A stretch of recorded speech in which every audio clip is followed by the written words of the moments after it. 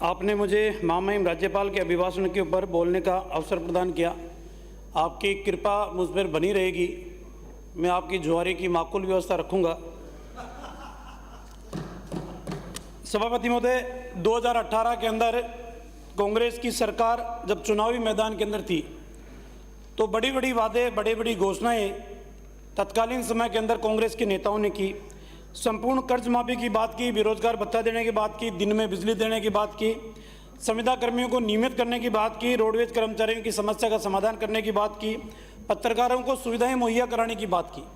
और इसके साथ अनेकों ऐसे वादे तत्कालीन समय के अंदर किए गए कि आने वाले समय के अंदर सरकार कांग्रेस की बन गई तो आम जन को राहत पहुंचाने का काम करेंगे, महिलाओं को सुरक्षा प्रदान करने का काम करेंगे, बेरोजगार युवाओं को रोजगार उपलब्ध कराने का काम करेंगे। लेकिन जैसे जैसे समय बीता सभापति महोदय, सरकार की वो घोषणाएं थोथी साबित होती गई।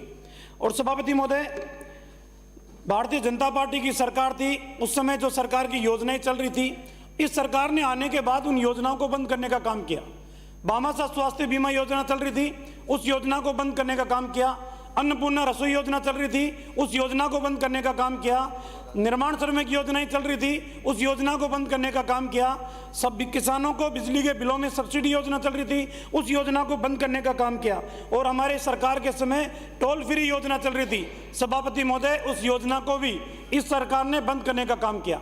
अब समय नजदीक देखते हुए, चुनावी समय नजदीक आ रहा है, तो इन योजनाओं का नाम परिवर्तित करके और वापस शुरू करने का काम किया। अगर सरकार ने कोई बड़ा काम किया है तो भारतीय जनता पार्टी की योजनाओं को बंद करके और वर्तमान के अंदर नाम परिवर्तित करके और 2-2.5 साल तक उन योजनाओं का लाभ जनता से वंचित रख के और फिर शुरू करने का काम किया है। यह सरकार की उपलब्धि है। सभापति महोदय, माननीय मंत्री जी अपनी, माननीय सदस्य अपनी बात करें। एक ट्रेजरी बेंच में एक मंत्री नहीं है। आ जाएंगे, सब आ जाएंगे मंत्री। तो हालत देखो इनकी। बैठे बैठे बिराजिए। प्लीज प्लीज प्लीज बिराजिए। और सभापति महोदय, 4 बजट आ चुके हैं सदन के अंदर। 4 बजटों की वास्तविक स्थिति भी देखे सभापति महोदय तो 20% घोषणाएं भी आज धरातल के ऊपर नहीं है।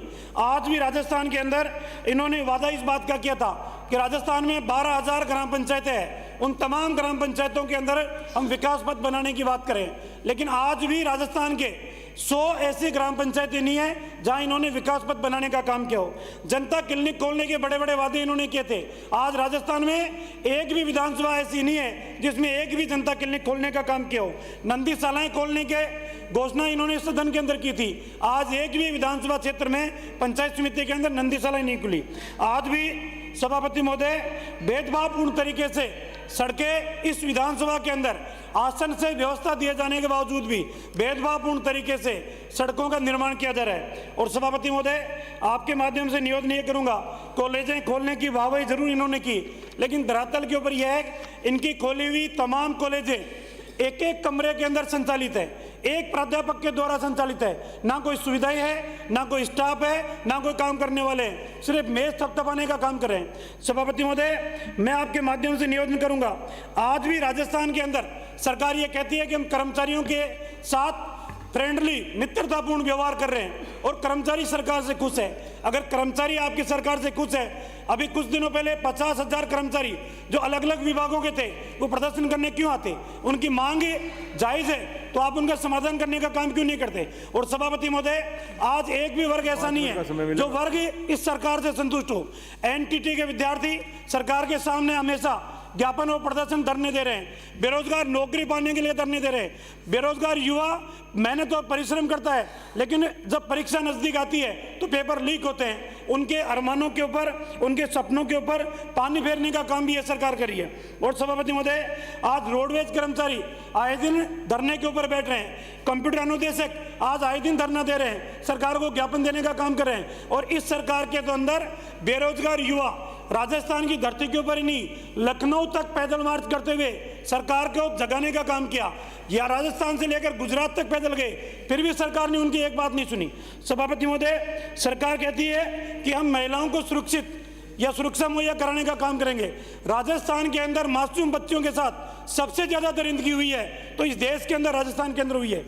अनुसूचित जाति जनजाति के ऊपर अत्याचार हुए हैं तो राजस्थान के अंदर हुए हैं। और सभापति महोदय, इतना ही नहीं है, अभी बानसूर से आने वाली माननीय विधायक और मंत्री है राजस्थान सरकार के अंदर, मैं इन्हीं के विभाग का विवरण आपके सामने करना चाहूंगा। इन्हीं के विभाग के अंदर मेरी विधानसभा क्षेत्र में रिको इंडस्ट्रियल एरिया है जिसके ऊपर भूमाफियाओं ने कब्जा कर रखा है। एक बार नहीं अनेकों बार इस सदन के अंदर मैंने बात रखी। पहले प्रसादी लाल जी मीणा मंत्री थे, उन्होंने कहा था कि हाँ हमारी जमीन के ऊपर भूमाफियाओं ने कब्जा कर रखा है, उसके बावजूद भी अभी तक कब्जा नहीं हटा।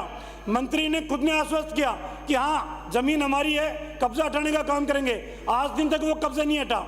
इनके शासन के अंदर कोई सुरक्षित नहीं है, मंदिरों की जमीनें सुरक्षित नहीं है। सभापति महोदय, बंदौड़ के अंदर, सामोद की बंदौड़ के अंदर 1963 की पहले सेटलमेंट के अंदर सार्वजनिक प्याऊ के नाम से जमीन, उस जमीन 19 बीघा को भी इनकी सरकार के नुमाइंदों ने खुर्द-बुर्द कर दी, भूमाफियाओं ने कब्जा कराने का काम किया। सभापति महोदय, बच्चियां सुरक्षित नहीं है, महिला सुरक्षित नहीं है, युवा सुरक्षित नहीं है, मंदिर की जमीनें सुरक्षित नहीं है, तो इस सरकार में आखिरकार सुरक्षित है कौन?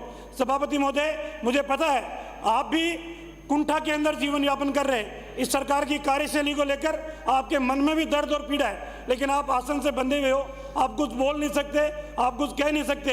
लेकिन इस विधानसभा की परिसर के अंदर तो आप जिस तरीके से बात करते हैं, अपनी वेदना को प्रकट करते हैं, उसे महसूस किया जा सकता है कि आप भी कितने दुखी हो। लेकिन सभापति महोदय, आज राजस्थान के अंदर जो एक ऐसा वर्ग है जो बीमारी के लिए वाहवाही करते हैं कि चिरंजीवी योजना के अंदर इतने पैकेज हमने शामिल किए हैं, इतने लोगों को राहत प्रदान करने का काम किया है। सभापति महोदय, एक ऐसी बीमारी मस्कुलर डिस्ट्रोफी, एक ऐसी बीमारी सभापति महोदय, व्यक्ति एक बीमार होता है लेकिन पूरा परिवार परेशान और पीड़ित रहता है। उस एक बच्चे को बचाने के लिए, उस एक व्यक्ति को बचाने के लिए पूरा परिवार की जिंदगी दांव पे लगती है। लेकिन राजस्थान की सरकार अभी तक भी इस तरीके के मरीजों के प्रति संवेदनशील नहीं है। सभापति महोदय, मैं आपके माध्यम से मांग करूंगा कि इस तरीके के मरीज जो है उनके परिवार को पेंशन शुरू की जाए, उनको यातायात का भत्ता दिया जाए, उनकी रोडवेज के अंदर यातायात निःशुल्क की जाए और बीमारी के इलाज के लिए स्पेशल पैकेज की घोषणा करें ताकि उस परिवार को राहत मिल सके। और सभापति महोदय, आज राजस्थान के अंदर जिस तरीके का माहौल है, उप सभापति महोदय ने जो बात कही थी वो हकीकत है। राजस्थान के अंदर पहली बार सुनने को मिल रहा है फिरौती के नाम के ऊपर उगाही करना, अपहरण के नाम पर पैसा वसूल करना, धमकी से पैसा वसूल करना। अगर ईमानदारी से, मंत्री महोदय, ईमानदारी से पुलिस के अधिकारियों के द्वारा कई भी बात को मैं इस सदन के अंदर कह रहा हूं, लोग पुलिस के पास जाना पसंद नहीं करते, इन माफियाओं को पैसा देना ज्यादा पसंद करते हैं, इज्जत बचाने के लिए, जान बचाने के लिए। और सभापति महोदय, ईमानदारी से आप ये कहो कि किसी का नाम उजागर नहीं किया जाएगा।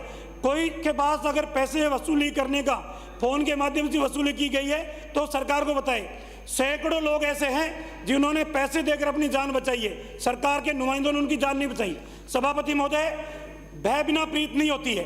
अपराधी जिस भाषा के अंदर समझना चाहिए उसी भाषा के अंदर समझाना चाहिए।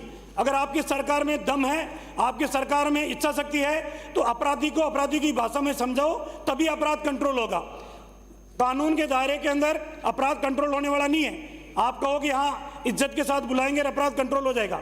मेरा आपसे निवेदन है सभापति महोदय, पुलिस के कर्मचारी 24 घंटे काम करते हैं, आज भी वो 3600 रुपये की पे ग्रेड की मांग कर रहे हैं, फिर उसके बावजूद भी आप उनकी सुनवाई नहीं कर रहे।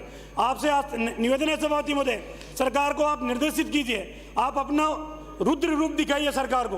आपका सीधा साधा रूप की वजह से सरकार गंभीर नहीं है। सभापति महोदय, आप अपनी तीसरी नेत्र को खोलने का काम करें, सरकार को निर्देशित करें ताकि आने वाले समय में पुलिस के कर्मचारियों को 3600 रुपये का पे ग्रेड देने का काम करें। और सभापति महोदय, जिस तरीके से अजमेर से आने वाली माननीय सदस्य जिक्र कर रही थी, तुष्टिकरण की राजनीति, सांप्रदायिक घटनाओं का जिस तरीके से अंजाम देने का काम आपने किया है, समय के ऊपर आप चेत जाते, तुष्टिकरण की राजनीति नहीं करते, वोट बैंक की राजनीति नहीं करते, तो आज कन्हैयालाल हमारे बीच में जिंदा होता। लेकिन आपकी तुष्टिकरण की राजनीति की वजह से कन्हैयालाल की हत्या हुई है और उस हत्या का दोष सरकार को निश्चित रूप से लगेगा। करौली की घटना के अंदर जिस तरीके से आपने वक्तव्य दिए, जोधपुर की घटना में जिस तरीके से आपने वक्तव्य दिए, वो राजस्थान की जनता अच्छी तरीके से जानती है।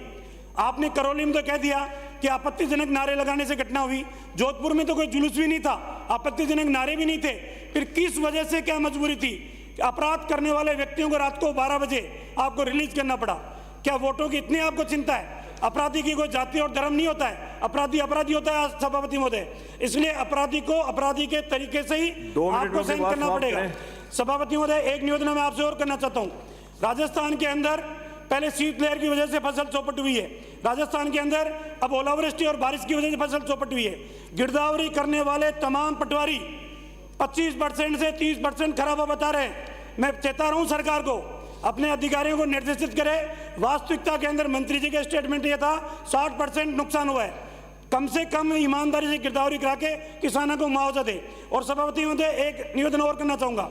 जिस जिले से आप आते हैं, पंजाब के व्यापारियों से मंत्री जी मेरी बात हुई है, वो कहते हैं कि 1300 रुपये 1400 रुपये क्विंटल चारा सिर्फ इसलिए है कि राजस्थान की सीमा में प्रवेश करते हुए भी हर थाने में 500 रुपये की एंट्री, हर परिवहन विभाग के इंस्पेक्टर की 500 रुपये की एंट्री, चौमू जयपुर आते आते वही चारा 20-25 हजार रुपये की एंट्री की वजह से आज अगर ईमानदारी से एंट्री बंद करा दो पुलिस की और परिवहन विभाग की, मैं दावे के साथ कह रहा हूं सभापति महोदय, चारा 800-900 रुपये प्रति क्विंटल बिकेगा।